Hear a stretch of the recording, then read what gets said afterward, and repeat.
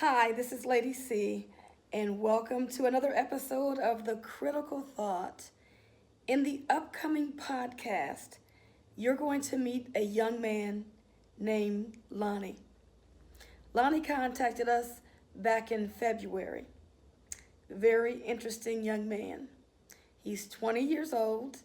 He learned the truth about the truth, and after landing on our YouTube channel, he had a lot of questions to unload, and unload he did. So anyway, I had a chance to speak with Lonnie, and I tried to give him as best advice as I could based on his circumstances. But you know how it is. No matter how many people I talk to, at the end of the day, they are always going to do things their way. I look at Lonnie as one in a million because of the way he is and the way he handles information and the way he makes decisions. And when I explained his situation to somebody else, they said, he is 1 in 2 million.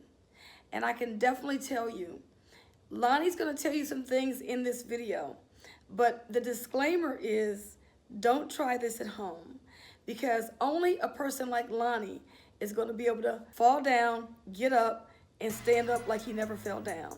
So anyway, without further ado, here's Lonnie. You're listening to The Critical Thought, where we challenge our listeners to use critical thinking when examining the teachings of Jehovah's Witnesses. Hello, my name is Lonnie Gallard, and I am joining Lady C's YouTube stream. I am a third generation Jehovah's Witness, and I have successfully been able to leave the organization, and I'm extremely grateful for that. So it was around November 2018, I started drifting away from the organization. I stopped going out in field service as much as I usually did. I stopped participating in the meetings, giving comments. So I really started drifting away, and I really started to think. I started to think a lot about what they were teaching, and a lot of the things used to confuse me about how they used to say, stay away from independent thinking, and it seemed very, very controlling and fear-based, and a lot of the rules that they will make up weren't really biblical based, and that always kind of confused me. Like, for example, having a beard and things like that.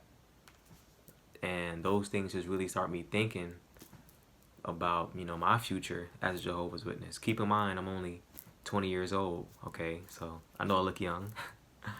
But yeah, so I really started thinking a lot like, man, do I really want to do this anymore? So it was Super Bowl Sunday, February 2018. And I was actually supposed to go to a Super Bowl party, and I didn't go.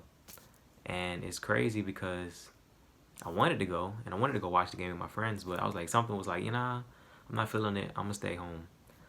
So crazy thing is, I didn't even watch the Super Bowl. I know who won, but I didn't even watch the game. But I was just on my phone, and something was like, go on YouTube. Because I always wanted to, research or Google or YouTube Jehovah's Witnesses and see what would come up. Because, we're not allowed to do that. So something was like, you know what? YouTube Jehovah's Witnesses. So sure enough, I YouTubed it, typed it in. First thing comes up, JT and Lady C's YouTube channel. And, it's explaining everything, how they use fear and guilt, and how the organization uses fear and guilt and all these things to control the organization. And it was just eye-opening. And I learned about the Australian Royal Commission and the child abuse cases going on in Australia and other parts of the world, and how we don't know about none of these things. And I was just shocked. I didn't even believe it at first. I was like, wow, this is a red flag. This is crazy. I didn't even know how to feel. Like, I felt so, misled that night. Like, it was crazy. And the next day, I had so many questions. I just wanted to ask. I just wanted to talk to somebody about this, but I knew I couldn't tell anybody. I couldn't tell my friends, my family, about what I learned, my Jehovah's Witness family and friends. So I emailed Lady C and JT, And they emailed me back, of course. I told them what happened.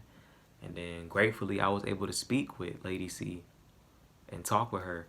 And, it was amazing. Like, we discussed, they told me their story about how they got the organization. They've been out for 20 plus years and all the stuff that they learned. And she gave me a lot of tips, and how she was telling me how you got to be careful with this information and be careful who you talk to and stuff, because they will look at you differently. They could look at you as an apostate or look at you as any kind of way once you start saying these certain things. So she warned me, Lady C warned me that, be careful, because you can get disfellowshipped, like before you start telling anybody or doing anything, you need to make sure that, you're taking care of it for yourself. Make sure that you're on your own and all that stuff. She told me that in the beginning of the process. And I'm gonna give, I don't even know if she remembers this, but I remember asking her if I could be on her show one day, and on her YouTube channel, and she was like, well, we'll see how it goes. You gotta make sure you get established first. And now here I am. So, I just think that's really amazing. But yeah, that's the beginning process of how I started to wake up. Yeah, so after I spoke with Lady C, probably about a couple of weeks go by. Nobody else knows that I know this information, which is crazy. Nobody else knows I know this information. So for the next couple of weeks, I have to pretty much be two-faced or my Jehovah's Witness friends and stuff like that. I have to go along with what they know. But it was painful sitting in those meetings knowing that what they were saying really wasn't true or wasn't making a lot of sense, and how we were really just getting brainwashed. And also the fact that I just didn't agree with it, and I knew about the child abuse stuff and all this stuff going on, and they never talked about it, never heard it on the broadcast, none of this stuff. And that just really baffled me. So March comes around, and I eventually get to the point where I tell my parents. But before that happened, actually, I was at work and I was watching this YouTube video, and it was talking about how it was like a motivational law of attraction type music YouTube video, and it was saying how the time is now. No more procrastinating. Anything that you want to do, your dream or whatever, big choice you want to do, you have to do it now. And that really, really like sparked something in me. I was like, you know what? I got to tell my parents now. I got to tell them, look, I don't want to be a Jehovah's Witness anymore, based on what I learned. So that following Monday, I was like, you know what? I'm going to tell my parents. It was a normal Monday. I remember it like it was yesterday. It was having family study. We have family study every week. And, everybody was at the table. And I was in the shower, kind of giving myself like a little pep talk. Like, okay, we about to do this for real. Like, this moment is real. Like, it's gonna change your life. So, yeah, I was just telling myself, like, if you can do this, the time is now. You got to tell them now. You can't hold it back no more. This is the moment right now. So I told my parents. I got to the table, my dad prayed, and then about to have family study, and I said, I have something to say. And I said that I can't participate in this study because I no longer want to be a Jehovah's Witness. So, of course they were shocked. Even my siblings, they were shocked. And I just went into explaining how, based off what I learned on the internet about the child abuse cases in Australia, and how we're really being brainwashed, how they use fear and guilt and control to control us, and, how a lot of the rules aren't really biblical. A lot of that stuff is really man-made. It's things that they create on their own, like dress and grooming and not having a beard, like in how in some other countries they can wear beards, but other countries you can't.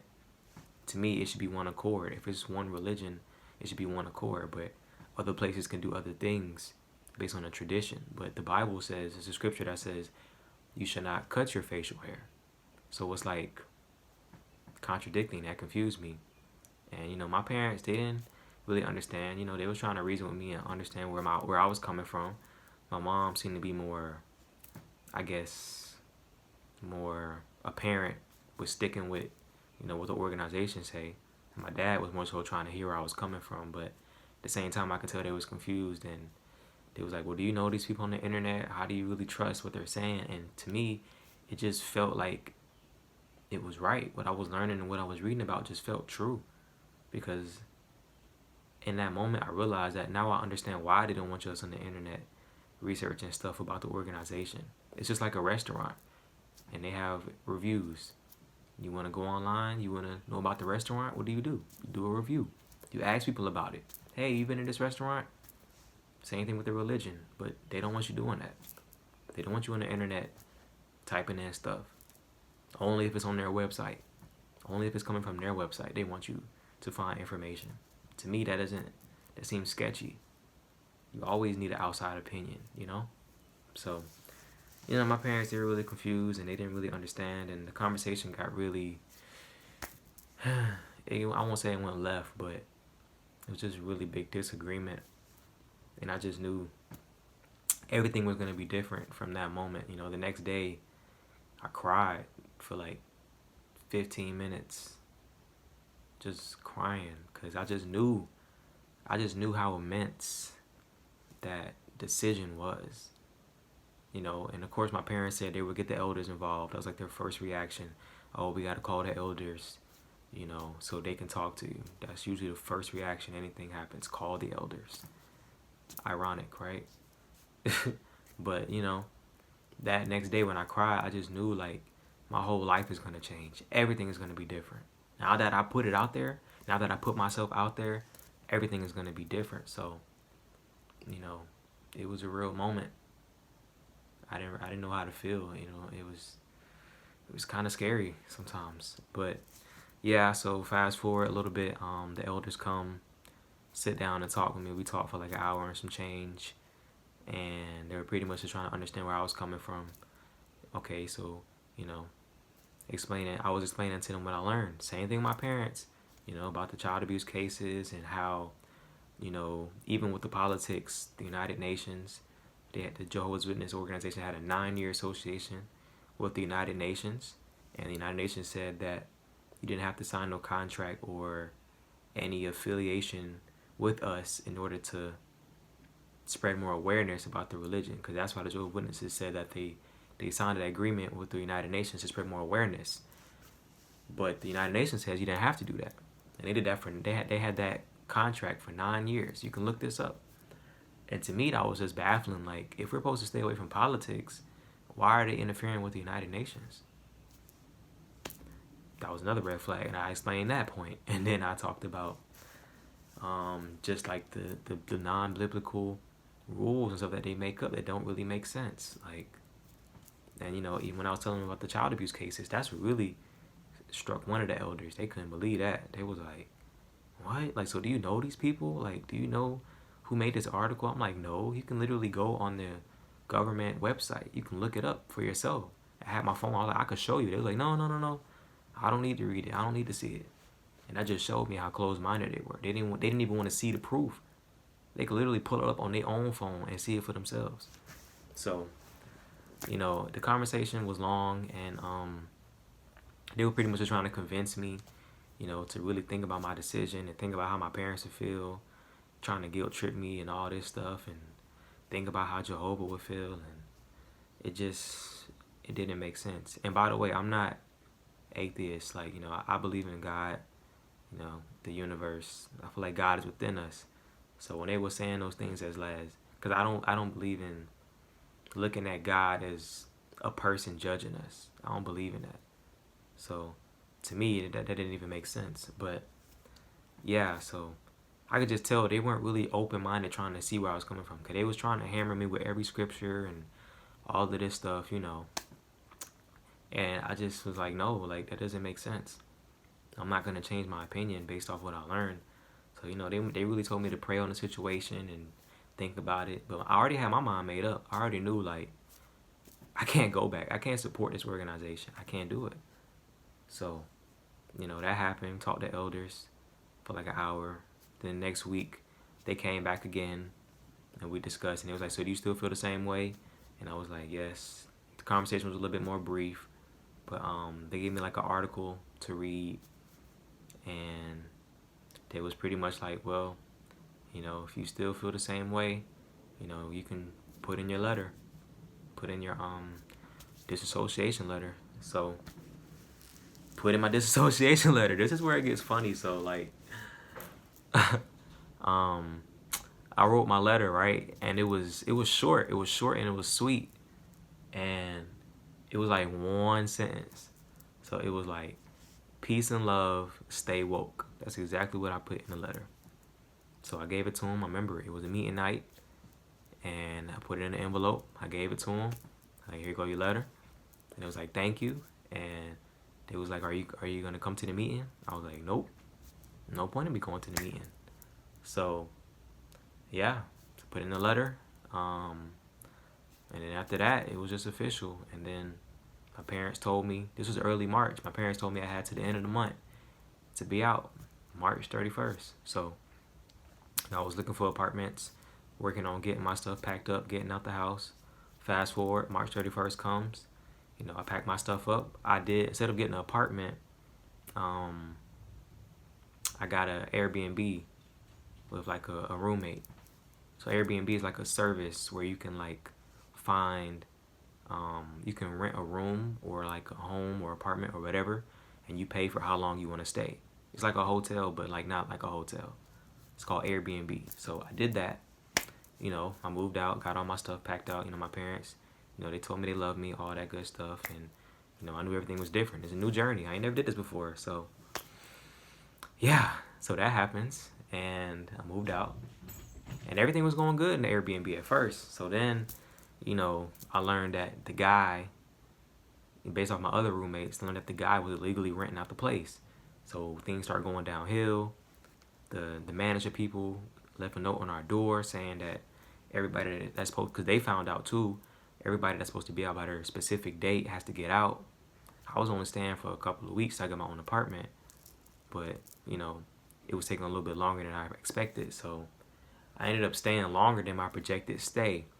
So it got crazier. So like, they even turned the lights out, like the power was out, all of that. It was like my last couple of days staying there, and I just knew I had to get out. It was me and some other friends I made, and we literally had to like walk to McDonald's, and like charge our phones. Like, that's how crazy it got, man. I just moved out of my parents' house now. I ain't never did none of this before. It was all new to me.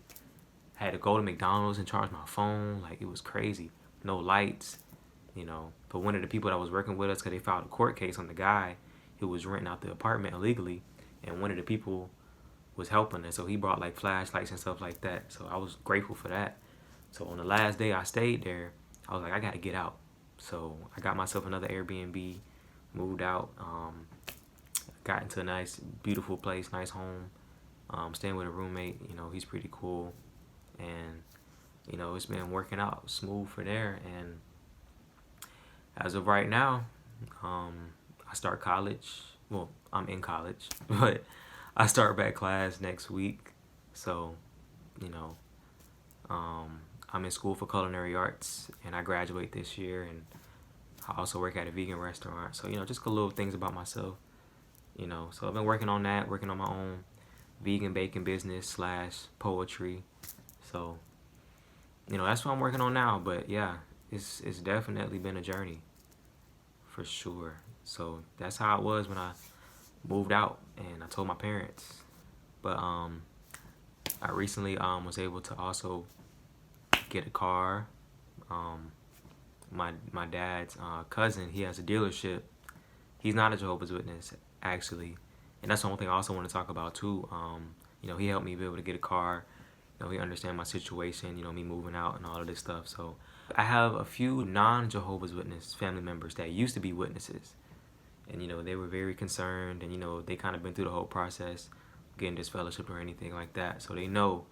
So they reached out to me and checked on me and all that stuff, and I'm grateful for that. And that's one thing I'm grateful for, that it's only my dad, my mom, my brother, my sister, my dad's mom, and his sister. They were the only witnesses. But on my mom's side, she's the only witness. I think one of the only witnesses on her side. And on my dad's side, yeah, everybody else. So I'm grateful for that, because I know a lot of people, when they leave the organization, they don't have no family members on the outside. Like, their whole family is in the organization, or like 90% or 80%. So I'm grateful that I have people outside the organization. And that's one thing I want to talk about too. Relationships and friendships. You know, a lot of my close friends are Jehovah's Witnesses. You know, I'm not really in contact with them anymore. You know, a lot of them kind of, I guess you would say, cut me off, or, you know, cut ties, you know, due to my decision. But it just shows me, like, you know, the love is still there. I have love for all of those people that I met in the organization. You know, I don't wish nothing negative on them. I actually, you know that they're going to wake up one day too, and they're going to look back at my decision and be like, wow. But, you know, I know that, you know, they doing that because that's what they've been told. But at the same time, you know, it's still love. The love is still there, you know. I don't wish no hate on nobody, you know. But, you know, things change, and that's one thing I learned about Jehovah's Witness friendships. Is like, they're conditional. As long as you go into the meetings and you're commenting and you're doing all these good things and going out in service and you're pioneering and you're doing all that, you know, oh yeah, we'll be friends with you. But as soon as you start doing some off the wall stuff, or you start talking about certain stuff, they start looking at you away. Oh, don't hang out with that brother. Don't hang out with that sister. And I think that's sad, because it's like, yeah, you should only want to hang out with those that's trying to do their best. I get that, but it's really cliquish. It's really conditional. And that's one thing I kind of learned, and it kind of hurt. Like, wow, like, these are people I got to connect with and grow with and have fun and have memories and hang out and listen to music and do all kind of stuff. And I was like, we can't even talk no more just because I changed my mind. But that's why I want to say, don't cut off your friendships that are in the world, or, you know, your friends that aren't Jehovah's Witnesses. I never did that. I always kept my friends that weren't Jehovah's Witnesses. You know, I still talk to them and do all that stuff. Even in high school, like, they knew I was Jehovah's Witness. They respected that, but I ain't never cut them off. I was never that type of person, because I don't want to just put people in a box. Oh, you're this, you're that. I can't talk to you. Like, no, we all human beings. Treat people with respect. Treat people right. So I was just always able to keep my friends that weren't Jehovah's Witnesses, and that's key, because when you leave, it can feel lonely. Like, wow, man, none of my, you know, you might, especially if all your friends are in an organization, that could be a big thing. And it's easy to make friends. You know, you got the internet, social media, ton of stuff. But still, when you first leave, you want to have friends. You want to have people that you can talk to, that you can connect with. So keep your friendships. Don't cut people off. You know, they may cut you off, your Jehovah's Witness friends, but always keep, you know, positive people around you, you know. A positive experience that happened too, because of me awakening and leaving the organization. JT and Lady C had a live stream like last week, and it's crazy because I actually took off work that day, and I was really tired, and I just happened to be on their live stream, and I put a comment up, and an old friend of mine, she saw the comment. She was like, she saw my YouTube page. She was like, oh my gosh, it's Lonnie. I haven't seen you in so long. Da, da, da, da. You know, she got my phone number. We talked and all that stuff.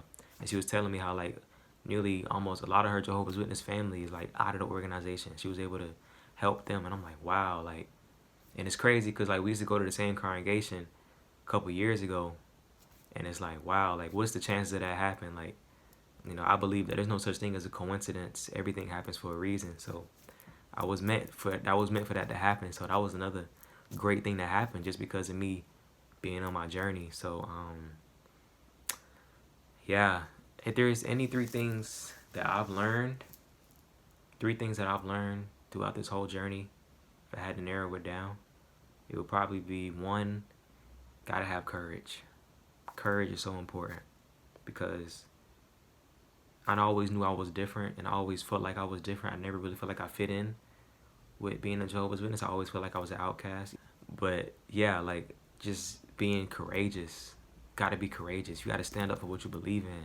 People might ridicule you, they may talk about you, criticize you, whatever. Look at you crazy, whatever. Look at Kanye.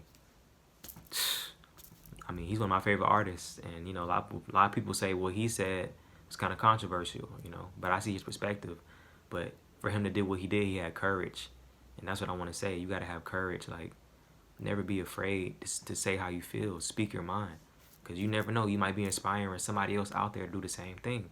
And that's why I feel like I'm grateful to have tell this story, to tell my story, because I know I can inspire people. The second thing is be open-minded. Don't be afraid to like explore and experience new things and put yourself out there, because there's some great people out here in the world, and there's so many great things that you can learn and, you know, learn about yourself. And because I feel like when you're in a religion, you're limited. They put a limit, a barrier on what you can learn about and what you can read about, you know, like, but you got to be careful too. But yeah, being open-minded, don't close your mind off to stuff, you know. And 3, I would probably say, trust the process. Gotta trust the process. It's been so many moments through this whole experience where I did not know how things were gonna work itself out. Like the Airbnb thing, I didn't know that was gonna happen. I didn't know the dude was illegally renting it out, and the lights was gonna turn out. And this is my first time ever experiencing this. I didn't know that was gonna happen, but I trust the process. I knew things were gonna get better. I knew, okay, you know what? This is gonna work out. Get my apartment, get my car. It's all gonna work out. I just trusted the process. You know, I just always believed that it was gonna get better. In the beginning, it was a little rough. It was a little tough, but it always gets better. So you gotta trust the process and just believe it's gonna be okay. It's gonna be okay. Might be a little tough in the beginning, but you gotta stick with it. If I had to do things differently, would I? I don't think I would. I feel like if I had a chance to go back in time and redo this whole thing over, I feel like I would do it the same way. Because I feel like it was meant to happen. Like it's all perfect timing. Like it all happened at the right time. I've been able to make some great people. I've been able to impact people. I've been able to learn things about myself and, you know, even inspire myself. Like I never realized I was so courageous or so strong-minded about what I believed in and standing up for something, you know. So I wouldn't change anything. I would stick with it. Yeah. If anything, I would just tell myself, just relax. It's gonna be okay. Just relax. Trust the process. Everything happens for a reason. Any last remarks? I would say I have a YouTube channel I was talking about earlier. My YouTube channel is my name, Lonnie Gillard. It's spelled LONNIE GILLARD. You can look me up on YouTube. I talk about a variety of topics, spirituality. I do kind of like a motivational thing, but not really motivational. I wouldn't say I'm a motivational speaker, but I can kind of like give off that vibe. So, yeah, check out my YouTube channel. I would just say for like the young people and older people as well, just stay true to yourself, man. Like don't get caught up in that people pleasing stuff. Don't let fear control you. If you feel something ain't right, or you know you've been thinking about leaving the organization and stuff like that, or you just don't feel like it's for you anymore, don't be afraid to speak up and say something. Ask questions. Like JT say, I'd rather have questions that can't be answered than answers that can't be questioned. Like, don't be afraid. Ask. Because you'd be surprised how many people actually want to know the same answer you want to know. So, also, I would say when you are in the process of leaving, try to have like a loose plan. Like, you know, like for me, I guess you would say I didn't plan it out so well, but things have been getting better for me. So I would say have a loose plan. Like don't have a rigid plan where it's like, oh, if this doesn't work. No, kind of keep it open because, you know, things can change, things can pop up. So have a loose plan, you know, make sure that you have somewhere to live, make sure you have somewhere, you know, you have a transportation, train, bus, car, if you work, all that stuff. Because when you leaving, you got to think about that stuff. Food, you taking care of yourself, especially if you was in my predicament and you're younger, you know, 20, you moving out by yourself. You never did this before, so just stuff to think about. Take care of yourself. You know, it's important. Mind, body, and soul. eat right, you know, just love yourself, man. And you just never know how what you're doing is going to inspire people. I keep saying that because it's true. You know, people tell me all the time, like, man, like, a lot of people are shocked at what I did. Like, wow, like, I didn't think you would do something like that. Or, you know, when you tell me your story, it's inspiring. And I just want to say that that's the same thing. Like, you never know who you're inspiring. You know, I may be inspiring somebody from my old congregation to want to research and understand what this religion is really about. So don't be afraid, man. Express yourself. Be yourself. Like, and just do what you love. Like, that's all I'm going to say. But yeah, I really appreciate Lady C and JT for me able to be on their channel and being able to tell my story. So I really, really appreciate that, man. And yeah, that's it. That's it. Peace and love. I'm out. Thank you so much for being in our audience. We appreciate your feedback. Leave your comments below. If you want to tell your story, hit us up at exjwct@gmail.com. This has been Lady C. Hey, Jay the Comedian here. Did you enjoy that video? Would you like to see more content like it? Then you gotta subscribe. And it'd really be a big help to JT and Lady C if you like the video and leave a comment. Make sure you hit this little notification bell right here. That way you'll know when another video gets posted. I really hope you enjoyed it, and we'll see you next video.